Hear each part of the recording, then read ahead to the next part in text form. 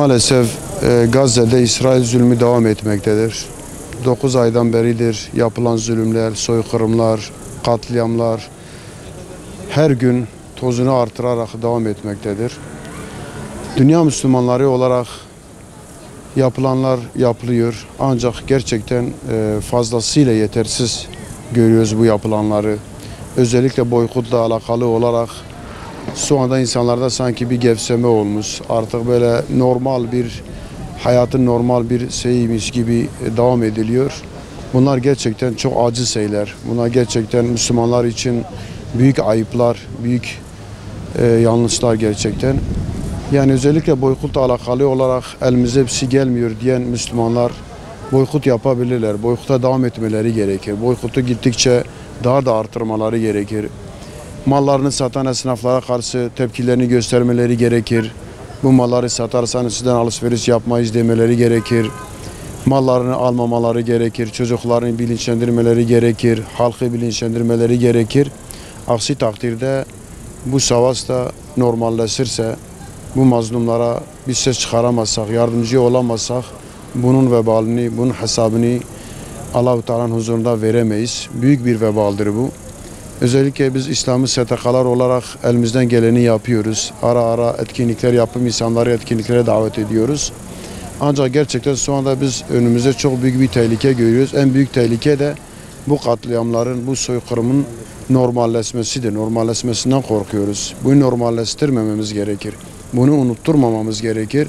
Ve elimizden gelen tüm çabayla maddi ve manevi bir şekilde Müslüman kardeşlerimize sahip çıkmamız gerekir. 9 aya yakındır devam eden bu Gazze katliamını lanetliyoruz. Katil İsrail ve avaneleri Müslümanlara acımasızca saldırmaya devam ediyorlar. Artık çocukları, bebekleri, kadınları yakarak öldürüyorlar. İnsanlar açlıktan ölüyor. Bütün Müslüman kardeşlerimize sesleniyoruz. Ey insanlar, ey Müslümanlar, ayağa kalkın. Bu insanlar bizim kardeşlerimizdir ve bu insanlar açlıktan ölüyor, susuzluktan, icraçsızlıktan ölüyorlar. Kafirler birleşmiş bütün destekleriyle Siyonist katilleri desteklerken kardeşlerimizin orada bile bile ölümüne seyirci kalmamamız lazım. Onun için herkes el birliğiyle bu sese yardım etmeli, bu sesi yükseltmeli, kesinlikle boykota katılmalı, boykot kesinlikle hayatımızın her alanına yansımalı ve insanlar kesinlikle her yerde, her zaman kesinlikle tepkilerini ortaya koymalıdırlar.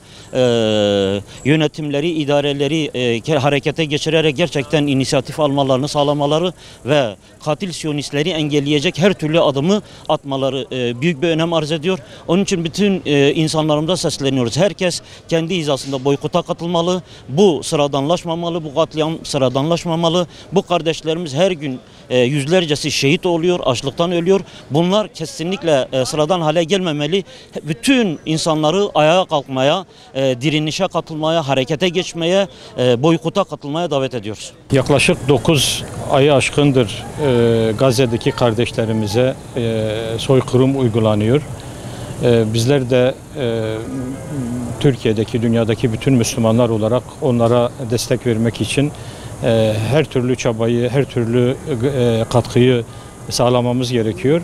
Ama görünen o ki böyle bazı noktalarda iş uzadıkça, bu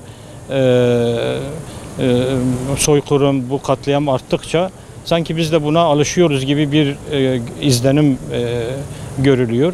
Ama kesinlikle buna bizlerin alışmaması gerekiyor. Katliama karşı her türlü desteği aralıksız devam ettirmemiz lazım. O açıdan elimizden ne geliyorsa konuşabilen konuşsun, yazabilen yazsın, çizebilen çizsin. Ama hepimizin ortak yapabileceği bir şey boykottur. Özellikle bu boykotu çok daha net bir şekilde uygulamamız gerekiyor. Bazıları boykotu sulandırmak için olayın yaymak istiyorlar ama ben özellikle boykotu daha böyle belli markalarla sınırlı tutup bunun üzerine böyle daha fazla daha ciddi bir boykot uygulanırsa sonuç alacağımızı düşünüyorum. Bütün kardeşlerimi boykotu daha ciddi uygulamaya davet ediyorum ve Filistin'deki kardeşlerimize Böylece en iyi desteği verebileceğimize inanıyorum. 300 güne yakındır Gazze'de, Filistin'de vahşet ve barbarlık devam ediyor. Biz bu vahşetin ve zulmün bir an önce bitmesini istiyoruz ve boykota devam etmek istiyoruz. Boykotlar devam etsin ve bu konuda İslam ülkelerinin bir an önce tepkilerini dile getirmesini talep ediyoruz ve ticaretin son bulmasını istiyoruz. Daha ciddi adımların atılmasını istiyoruz. Zafer inananlarındır ve zafer yakındır Allah'ın izniyle. İro efseri saleki, niski saleki, Gazze, Filistin, ev zaruki va, ev zaruki küçük. Bu tenakadil kırın mecli va divara ve ne akadın binin. Em civet xwazin îro em boykot bikin İsrail tiştekî wa nekirin. Ê ku tiştekî wa bikire ku mermekî berde wa sebiyê küçük. Em vêya geram em tem zanibin. Gere dünya îro karşî vê kafra İsrail be, karşî vê wehşeta İsrail û Amerîka be.